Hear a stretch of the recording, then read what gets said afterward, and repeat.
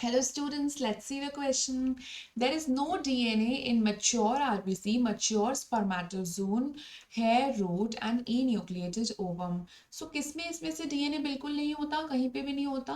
तो हम स्टार्ट करते हैं डी ऑप्शन से, जहाँ पे दिया है enucleated ovum, यानी कि एक ओवम है, एक सेल है, लेकिन उसमें से जो न्यूक्लियस था उसको निकाल दिया गया है. तो हमें पता है कि डीएनए न्यूक्लियस के अंदर होता है. तो क्या लगता है आपको, अगर न्यूक्लियस निकाल लिया जाएगा तो डीएनए नहीं रहेगा ओवम में? अम नहीं, डीएनए जरूर रहेगा, इसीलिए बिकॉज इसके अंदर दूसरे सेल ऑर्गेनेल्स भी रहते हैं, जैसे कि है माइटोकॉन्ड्रिया. एंड आपको पता है कि माइटोकॉन्ड्रियल का खुद का डीएनए होता है. तो अगर आपने न्यूक्लियस निकाल भी दिया है तो माइटोकॉन्ड्रिया के पास तो डीएनए है ना.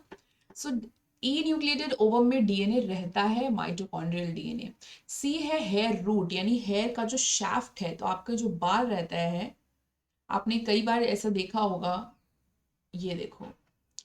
तो ये जो शाफ्ट है, जो ये हेयर का ये वाला रूट है, इससे क्रिमिनल्स को भी पकड़ लिया जाता है. कई बार आपने देखा होगा कि जो फोरेंसिक लैबोरेटरीज, फोरेंसिक लोग होते हैं, ये जाकर के इस तरह के सैंपल्स उठाते हैं किसी क्राइम सीन से, जैसे किसी का बाल गिरा हुआ है, तो वहां से ये डीएनए जरूर निकल सकता है. हाँ, ये जो डेड पार्ट है, जो ब्लैक पार्ट है, ये जो बाल, उसमें से नहीं निकल सकता, because that is the dead part. लेकिन जब आप किसी बाल को खींचते हो, तोड़ते हो, तो जो नीचे का जो पार्ट रहता है, यहां से निकल सकता है आपका डीएनए.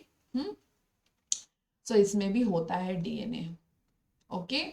बी है मच्योर स्पर्मेटोजून. तो ऑफ कोर्स सी बात है कि जो अगर स्पर्मेटोजून भी अगर आप ले लो, ओके, उसमें तो न्यूक्लियस रहता है ना, तो उसमें तो डीएनए होगा ही होगा, डेफिनेटली होगा.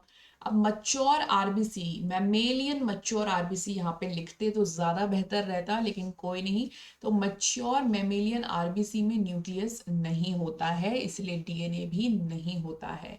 सो ऑप्शन ए हो जाएगा यहाँ पर हमारा आंसर. All the best.